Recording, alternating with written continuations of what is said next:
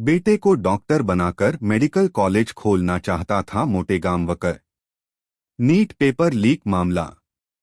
शिवराज मोटेगांवकर ने महाराष्ट्र के coaching hub Latur से अपने सफर की शुरुआत की थी और देखते ही देखते आरसीसी ब्रांड के तहत राज्य के 8 बड़े शहरों लातूर, पुणे, हड़पसर, नासिक, अकोला, छत्रपति संभाजीनगर, नांदेड़, सोलापुर और कोल्हापुर में अपना कोचिंग साम्राज्य फैला लिया। अपनी क्लास में वे अक्सर छात्रों से कहते थे, मैं देश के हजारों बच्चों को डॉक्टर बनाता हूं, लेकिन अफसोस कि मेरा खुद का कोई मेडिकल कॉलेज नहीं है। इस अधूरे सपने को पूरा करने के लिए उन्होंने करोड़ों की संपत्ति अर्जित की, लेकिन नियम के मुताबिक मेडिकल कॉलेज और अस्पताल खोलने के लिए परिवार में किसी का इस क्षेत्र में उच्च शिक्षित या अनुभवी होना जरूरी था। इसी महत्वाकांक्षा को पूरा करने के लिए मोटेगांवकर ने इस साल एक बड़ी साजिश रची।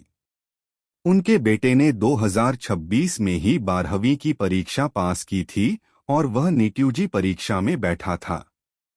सीबीआई का मानना है कि अपने बेटे को देश के शीर्ष मेडिकल कॉलेज में दाखिला दिलाने और भविष्य में अपने नाम से अस्पताल शुरू करने के शॉर्टकट के चक्कर में मोटेगांवकर ने परीक्षा से पहले ही 23 अप्रैल को प्रश्नपत्र लीक करवा लिया। देशमुख परिवार से नजदीकी और बदला पैंतरेबाजी। मोटेगांवकर के इस सफर में कई राजनीतिक मोड़ भी आए। साल 2016 में उन्होंने सार्वजनिक रूप से छात्रों के सामने मलाल जताया था कि लातूर का प्रभावशाली राजनीतिक देशमुख परिवार विलासराव देशमुख के वंशज उनके मेडिकल कॉलेज के सपने का समर्थन नहीं करेगा।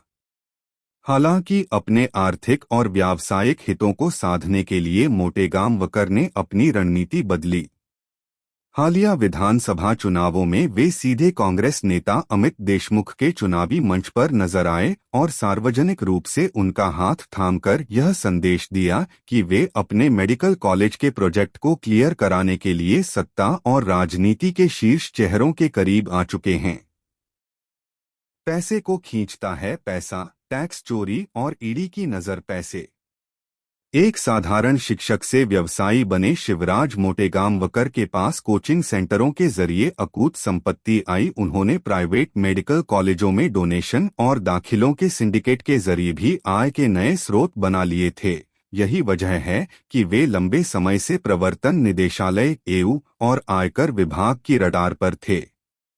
टैक्स चोरी के शक में उनके ठिकानों पर पहले भी सर्वे हो चुके थे, लेकिन पैसे की हवस और मेडिकल माफिया बनने की जिद ने उन्हें नीट परीक्षा की शुचिता को ही तार-तार करने के दलदल में धकेल दिया।